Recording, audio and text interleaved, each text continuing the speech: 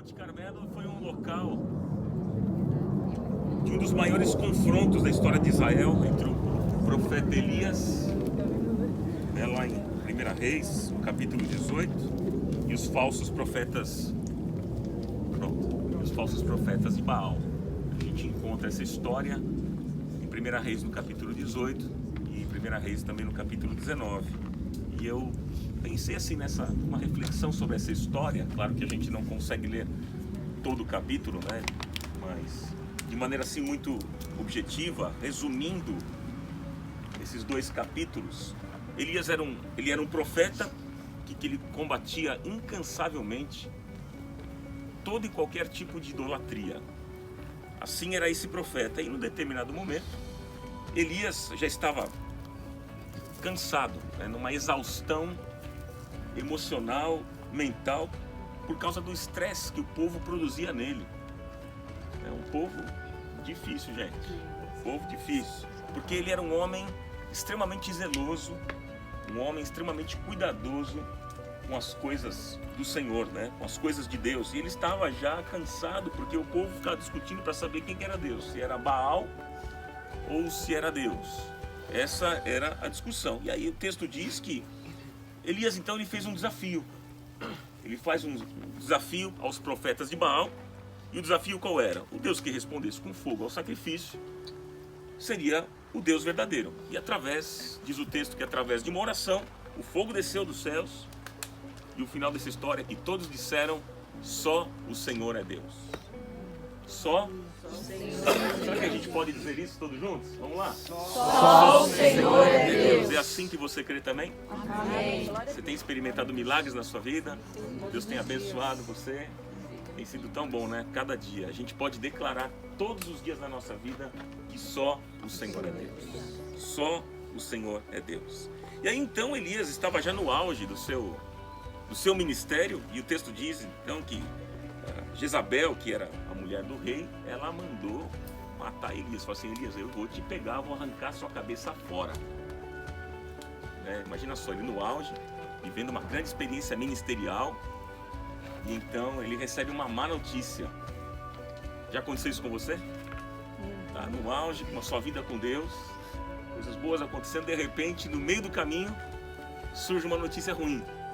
E a notícia para ele era: vou arrancar a sua cabeça, você vai morrer. E aí quando Elias recebeu essa notícia, diz o texto que ele perdeu o ânimo. E ele foi embora, ele ficou debaixo de uma árvore e ele pediu a morte. Ele entra numa depressão. Nesse momento da sua vida, Elias estava passando por um grande sofrimento, estava completamente desanimado. Pergunto para você, você já ficou desanimado alguma vez na vida ou não? Hein? Já se sentiu desanimado ou não? Sim. Quantas vezes? O desânimo fez você desistir de alguma coisa? Não. Aí está o ponto, né?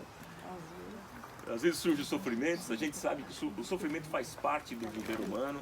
Jesus disse: no mundo tereis aflições. Tem de bom ânimo, eu venci o mundo. E a nossa garantia é o Senhor. O Senhor prometeu mesmo estar conosco todos os dias. Isso que traz alento para a nossa vida, para o nosso coração, sabendo que a presença de Jesus em meio ao sofrimento, ela faz toda a diferença. Amém, meus irmãos? Mas eu queria, três coisinhas para o seu coração aqui, diante desse quadro que a gente vê aqui, dessa história, que traz uma lição especial para a nossa vida, para o nosso dia a dia. Diante do sofrimento, qual que é a resposta que Deus tem para a nossa vida quando estamos num momento de desânimo e sofrimento? Primeira coisa que eu vou deixar para o coração de vocês é que Deus o encontrará onde quer que você esteja. Diante do sofrimento que você estiver vivendo, como Elias viveu, Deus o encontrará. Diga assim: Deus me encontrará. Deus me encontrará onde eu estiver. Onde eu estiver. Você crê nisso ou não? Amém. Você vê, o texto mostra que Elias ele foi para o deserto, ele se recolheu debaixo de um arbusto pedindo a morte. Senhor, tira minha vida, não faz sentido viver. Ele era um homem como nós. Ele era um homem que tinha grandes experiências com Deus, é verdade. Naquele momento ele estava desistindo da vida, desistindo do ministério. Para ele não tinha mais sentido viver. E agora a notícia é que ninguém consegue se esconder de Deus. Isso é muito bom, gente, porque a Bíblia diz que os olhos do Senhor estão em todo lugar. Então, nesse exato momento, os olhos do Senhor estão sobre nós. A gente não consegue esconder de Deus. Não adianta você viajar para onde for, eu vou me isolar, vou esconder de todo mundo. Você pode, de todos sim, mas de Deus não tem jeito, porque os olhos do Senhor estão em todo lugar e Ele vai encontrar você onde quer que você estiver. Ele vai encontrar você como Ele encontrou Elias, né? O texto mostra que quando Elias ele chega no Monte Horebe, ele entra numa caverna, mas Deus encontrou ele e disse: Elias, o que é que você está fazendo aqui? O que é que você está fazendo aqui? Ele lá dentro da caverna. Irmãos, Deus nos encontra. Deus sabe o que a gente está passando. Deus sabe as lutas que você está vivendo. Você saiu do Brasil, né? Existe uma realidade da sua vida lá no Brasil. E muitos que estão aqui, de repente, estão vivendo um tempo muito difícil, de um sofrimento, de um problema, de uma questão difícil, de uma aflição, de uma desilusão, de lutas que a vida realmente oferece. Mas a notícia é que o Senhor vai te encontrar e esse encontro vai ser para te salvar. Você crê assim ou não? Que a Bíblia diz que o nosso socorro vem do Senhor, do Criador dos céus e da terra. Eleva os meus olhos para os montes, de onde vem o meu socorro? O meu socorro vem do Senhor, o nosso socorro vem do Senhor, do Criador dos céus e da terra. Louvado seja o nome do Senhor. Então a resposta que Deus tem para a nossa vida diante daquilo que estamos vivendo e passando é a mesma com Elias. Aqui, Deus o encontrou. Deus foi ao encontro dele. Mesmo ele tentando se esconder, fugir, Deus foi ao encontro dele. Mas o encontro com Deus não é para acabar com a gente.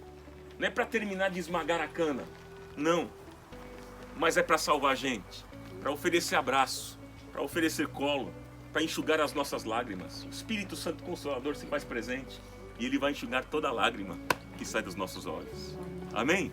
É um encontro de amor, onde o Senhor, de braços abertos, vem e nos recebe. Braços amorosos que não são... O abraço de Deus não é um abraço esmagador, mas é um abraço curador. É isso que o Senhor está querendo fazer com cada um de nós aqui, no momento que nós estamos vivendo. Amém? Amém. A segunda coisa que eu deixo para o seu coração: qual é a segunda resposta de Deus num momento como esse, parecido com o de Elias, que por vezes a gente vive? De sofrimento, que a gente quer se isolar e esconder de todo mundo, que estamos com medo. É que Deus falará do jeito que Ele quer. Deus vai falar do jeito que Ele quer.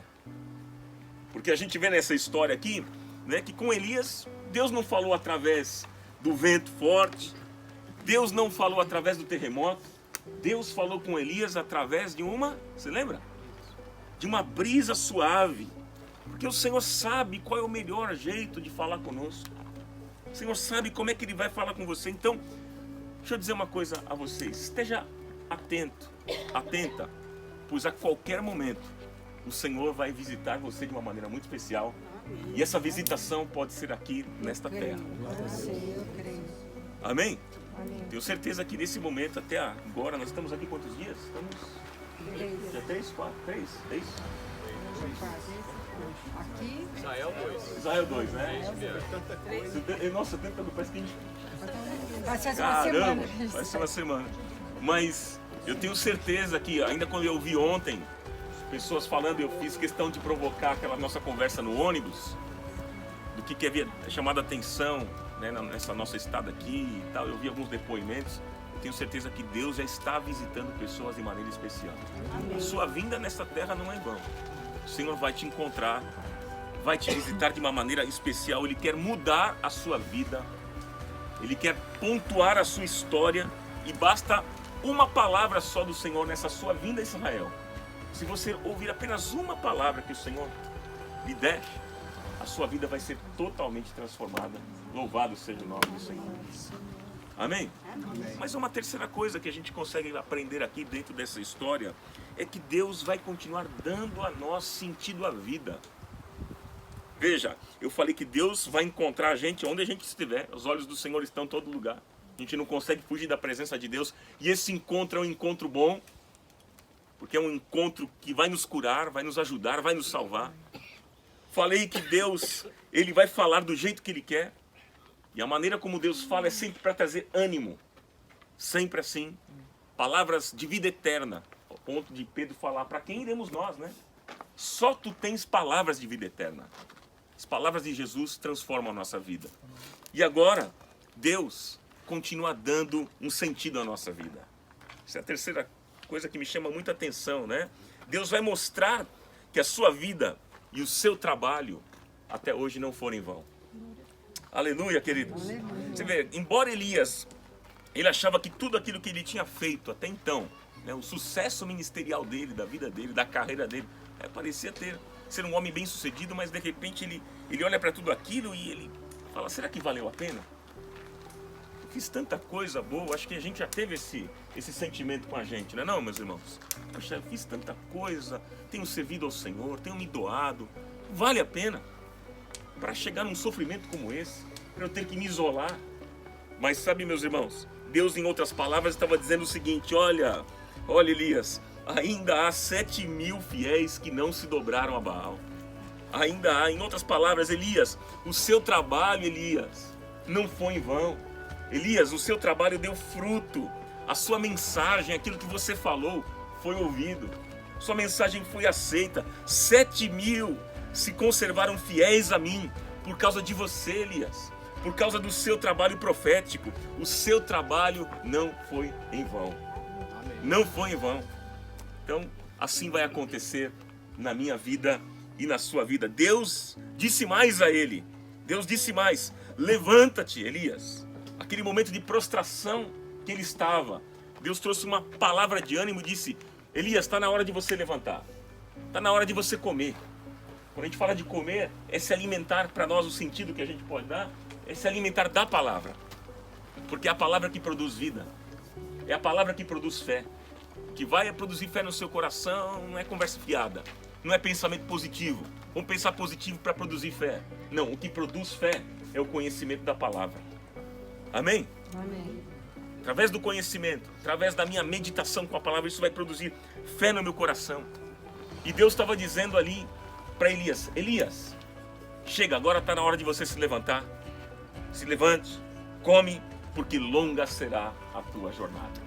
Tem muita coisa, Elias, para acontecer na tua vida. Então, se você veio aqui nessa terra, está prostrado, abatido, vivendo uma situação difícil que você deixou lá no Brasil ainda para resolver. Você deu só um tempo, mas vai voltar, vai encarar a realidade de novo. Deixa eu dizer para você, a palavra do Senhor para vocês, para nós, nesta manhã é: levanta-te, se alimente da minha palavra, porque longa será a tua jornada. Eu tenho muita coisa para fazer em você e através de você. Para a glória a Deus. Diga glória a Deus. Glória a Deus. Olha, Deus vai dar um novo sentido para a nossa vida. Eu tenho certeza, como eu disse, que o encontro que nós estamos tendo aqui, nessa terra, é um encontro especial, onde Deus quer falar conosco. Ele nos encontra aqui e Ele vai dar um novo sentido para a nossa vida. Quando chegarmos ao Brasil, chegaremos mais fortes. Estamos nos alimentando da palavra. Amém. E a palavra tem um nome. A palavra tem um nome. Qual é o nome? Jesus. Amém, queridos? Amém.